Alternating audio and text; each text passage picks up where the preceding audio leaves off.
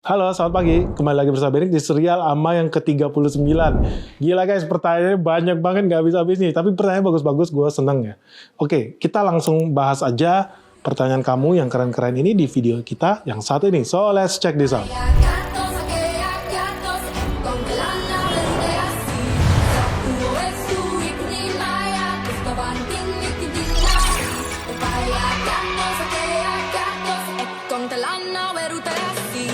Pertanyaan pertama dari Dimas Ilham.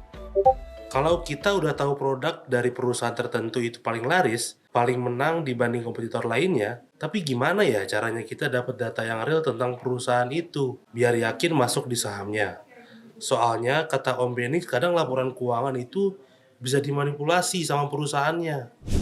Lah, kamu bisa tahu produk yang laris dari mana? Emang dari laporan keuangan? Pasti dari dunia nyata dong ya. Kenapa gue selalu bilang yang namanya laporan keuangan itu kamu nggak boleh percaya 100%. Ya, real aja. Gue udah lama di Bursa Efek Indonesia dan sampai detik ini gue juga udah bekerja di begitu banyak perusahaan besar di dunia, termasuk di Indonesia. Sampai detik ini nggak ada satupun perusahaan yang jujur ngasih laporan keuangan. Camkan itu ya. Tidak ada satupun yang jujur bikin laporan keuangan. Nggak ada. Lalu apa yang jadi tugas kita? Yang jadi tugas kita adalah kita memfilter.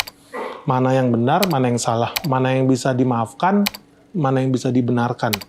Mana yang tidak bisa kita terima sama sekali gitu loh. Jadi laporan keuangan itu bukan fakta, bukan kenyataan. Laporan keuangan itu adalah propaganda. Isinya apa? Agenda. Agenda apa? Ada di situ kepentingannya kreditor. Jadi laporan keuangannya dibikin yang bagus-bagus biar kreditor senang, happy, ngasih bunga rendah, ngasih pinjaman gede. Make sense nggak? Ya make sense gitu. Mana ada orang yang mau investasi ke perusahaan yang ekuitasnya minus, asetnya jelek. Nggak ada dong. Jadi bank-bank itu juga akan lihat itu. Makanya penting buat, lu usaha kecil-kecilan aja kalau minjem ke bank BCA pasti ditanya laporan keuangan lu mana kan. Sesimpel itulah. Jadi ada kepentingan, dia bikin laporan keuangan itu untuk siapa? Ada untuk menyenangkan komisaris, ada untuk menyenangkan negara, ada laporan keuangan dibikin untuk menyenangkan kreditur, dan lain sebagainya. Jadi lu harus pinter-pinter nih, pilih-pilih sebenarnya apa agenda yang ada di sana, gitu loh. So, tugas kita sebagai investor itu apa? Untuk mengecek realita yang ada di laporan keuangan. Sekali lagi gue bilang, kenapa? Karena lu cuma bisa percaya 20% aja laporan keuangan. Sisanya apa? Lu harus cek sendiri. Kenapa? Karena tugasnya emiten itu ya berbisnis sebetulnya. Ya dong. Nah, tugasnya kamu sebagai investor apa? Memastikan bahwa investasi kamu tepat. So, apa? Tadi kamu bilang produknya bagus. Kamu tahu dari mana bagus? Kamu udah cek ke berapa toko? Udah cek ke pasar modern? Atau kamu cek ke pasar tradisional? Validasi itu. Dengan siapa? Dengan orang Indomaret. Dengan orang di toko-toko kelontong. Cek bener nggak? Cek vendornya. Pembayaran lancar, bagus atau tidak? Jangan-jangan vendornya sakit hati semua. Cek juga yang paling penting ya, yang gue suka itu brand power ya. Cek brand powernya ke user segmennya itu kuat atau tidak, kompetitornya siapa aja. Jangan-jangan nanti collapse cuma karena lahir brand-brand kosmetik baru yang lebih murah di pasaran misalkan. Jadi itu hal yang menurut gue jauh lebih penting. Nah teman-teman kalau masuk investasi, ingat make investing, cek momentumnya ada nggak, dan unsur yang kedua ini penting ya, edge-nya kamu punya atau tidak. Kamu kuasai atau tidak. Sangat-sangat berbahaya bagi orang yang bermain di luar edge-nya. Gue sangat tidak anjurkan. Yang kamu bisa lakukan, apa kamu melakukan ekspansi edge kamu. Contoh, kamu tadinya ahli ban, karet. Ada tuh misalkan sahamnya GCTL ya. Dan lain sebagainya. Lu mau ekspansi tuh. Lu masuk ke roda 2, atau truk, atau alat berat, atau roda 4. Begitulah, tapi jangan lu tadinya berangkat dari pedagang ban, tiba-tiba lu mau ekspansi bagaimana ya saham perusahaan satelit di dunia ini gitu loh. Jadi kayak nggak nyambung gitu. Dari bisnis ban, tiba-tiba lu masuk ke satelit telekomunikasi. Ya agak aneh lah gitu loh. Jadi lu ekspansi edge itu yang masih ada hubungan dengan kegiatan kamu, pengetahuan kamu, bisnis kamu, hari-hari kamu gitu loh. Dan semua orang punya edge. Ingat, itu satu-satunya hal yang tidak bisa dicuri dari kamu ya. Itu bakal lu bawa sampai liang kubur itu. Nggak ada kuliahnya buat edge ini. Lalu yang ketiga apa? Nah ini laporan keuangan. Ada yang namanya kuantitatif. Jadi kuantitatif, Q, cuman satu unsur dari make investing. Jadi dia bukan decision maker. Tapi apakah nggak penting? Ya penting-penting juga kalau lu baca laporan keuangan. Bilang nggak penting, mah itu juga salah ya. Dan yang terakhir, ya kamu investigasi. Bener nggak ini bagus perusahaan ini? Bener nggak direksinya ngantor? Bener nggak dia nggak ada hutang? Bener nggak ini perusahaan jarang dipanggil KPK? Ya nanti jarang dipanggil KPK tapi masuk Mabes Polri sama aja ya. So lu penting buat lu itu investigasi. Ada perusahaan yang kayak begitu tuh.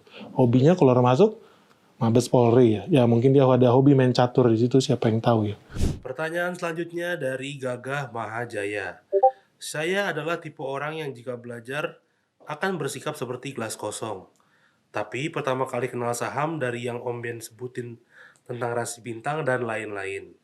Jujur aja nih, yang lebih susah dari belajar adalah merubah mindset saya yang terlanjur terisi tentang astrologi dan candlestick. Pertanyaan saya Om Ben, bagaimanakah cara saya merubah mindset yang terlanjur terbentuk sebagai trader ke mindset investor? Trik apa aja ya yang harus saya pelajari untuk mencabut duri dalam daging ini? Saya sangat bahagia dan berterima kasih jika pertanyaan saya diangkat untuk amat selanjutnya. God bless you Om Benix. Oke, pertanyaan kamu sangat miris ya. Jadi sangat menjadikan buat gue jawab aja ya. Jadi hampir gak ada obatnya guys. Jadi terjujur aja. Apalagi kalau trader ya masih ada bisa ketolong lah trader. Begitu dia cut loss berasa tobat. Apalagi dari pinjam online duitnya ya pinjol. Cut loss itu berasa tuh. Tapi kalau udah aliran yang gila kayak astrologi saham itu udah gila. Itu jujur aja itu hampir gak ada obatnya guys. Itu karena ya lu kalau pergi ke Indomaret beli obat batuk masih ada lah ya. Tapi kalau obat gila ya itu nggak ada di Indomaret tuh. Jadi memang susah guys diobatin. Nah buat teman-teman yang udah terlanjur jadi trader, jadi penjudi saham, ini gue perlu bilang sama lu ya, kejadian yang udah sering banget gue ketemuin. Ada orang datang sama gue pengusaha ya, minta gue marahin anaknya. Kenapa? Karena anaknya terjebak judi slot. Jadi anaknya rugi 17 juta setiap hari. Gila gitu loh. Ada nggak solusi untuk menolong orang seperti ini? Ada, gue bilang. Apa lu tarik handphonenya, tutup rekening banknya, ambil kartu kreditnya, ambil kartu ATM-nya, udah selesai. Jangan dikasih akses dia kemana-mana. Karena apa? Orang yang punya mindset penjudi, apalagi judi slot, itu otaknya udah beda. Kalau lu ke MRI, lu scan nih otaknya, itu udah beda dengan manusia normal ya. Jadi ketika lu berjudi, judi saham, lu menjadi spekulan, mindset otak lu adalah menjadi spekulator. Spekulator itu apa ujung-ujungnya? Percaya dengan tahayul. Percaya dengan probabilitas yang tidak mungkin. Hal yang mustahil. Jadi, mindsetnya itu udah nggak rasionalnya itu udah hampir nggak ada. Dan itu udah dites kok. Penjudi, judi saham, trader saham, penjudi slot, itu kapasitas otaknya itu berkurang sampai 20% lebih. Sama dengan efek orang yang kalau minum alkohol, suka sampai mabok berlebihan, atau narkoba berlebihan. Tidak mungkin otaknya itu masih normal. Nggak mungkin. Sama sekali nggak mungkin. Jadi itulah bahaya ketika orang merusak otaknya, meracuni otaknya dengan hal-hal yang tidak rasional. Nah, buat lu yang udah terlanjur, apa yang lu bisa lakukan? Pertama yang lu harus lakukan adalah lu harus tutup semua akun sekuritas lu. Lu puasa itu selama 1 tahun, biasakan diri lu. Ini gue jujur ya, gue tahu kok penyakit kayak lu tahu. Ada temen gue, tiap hari Sabtu dia keringet dingin. Kenapa? Karena Senin sampai Jumat dia berjudi di ISG. Masuk hari Sabtu dia keringet dingin. Bangun jam 8 pagi nungguin market buka tapi nggak bisa transaksi, gemeteran. Hari Minggu gemeteran. Hari Senin dia seneng lagi. Kalau ada tanggal merah hari Rabu dia stres, dia pusing. Jadi dia anti tanggal merah. Bagus juga sih. Ini orang jadi jarang liburnya ya. Tapi akibatnya apa bro? Gue yakin teman-teman di situ tahu. Gue yakin teman-teman nih yang nonton ini, lu harus komen di bawah ya. Lu pernah rasakan itu nggak? Keringet dingin. Karena market tutup, market libur. Gak usah bohong guys. Jadi buat lu yang udah terlanjur kena penyakit sakau itu, sakau jadi penjudi, itu dunia nyata yang gue ngomongin. Lu delete sekuritas lu. Cari kesibukan di dunia lain. Mungkin lu ikut aktivitas olahraga, aktivitas keagamaan, atau lu ikut hal-hal yang lebih positif lah. Supaya lu gak bersentuhan dengan sekuritas. Terus Pak, gimana kalau saya terlanjur investasi? Lu pindahkan akun lu dari online trading atau online transaksi ke transaksi lewat telepon. Atau datang ke Grapari. Jadi lu makin jarang lah bertransaksi. Jadi intensitas lu kurangin.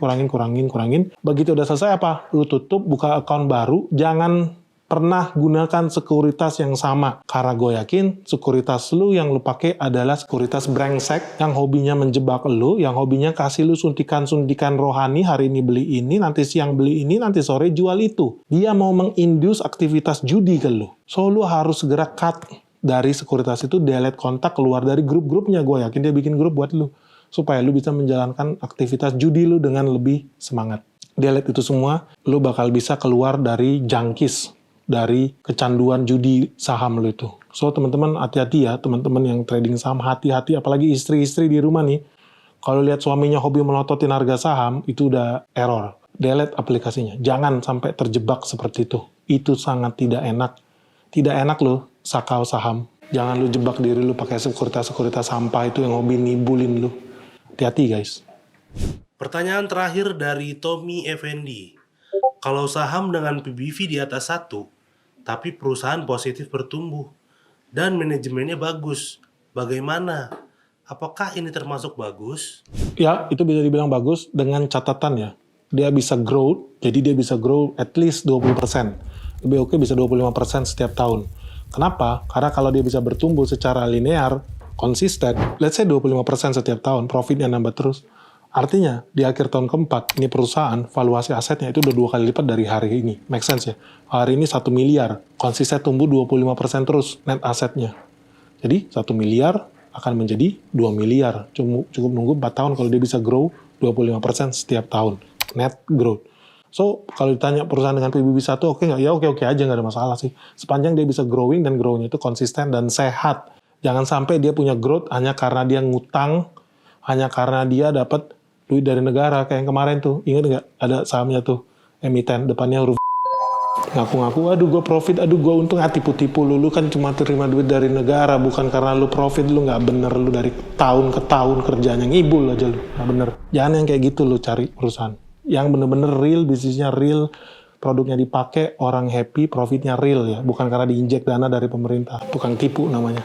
Pertanyaan selanjutnya dari Instagram, dari Saeb Firmansyah. Mas bro, bahas PT CMNP dong, yang lagi rame, biar nambah-nambah ilmu nih.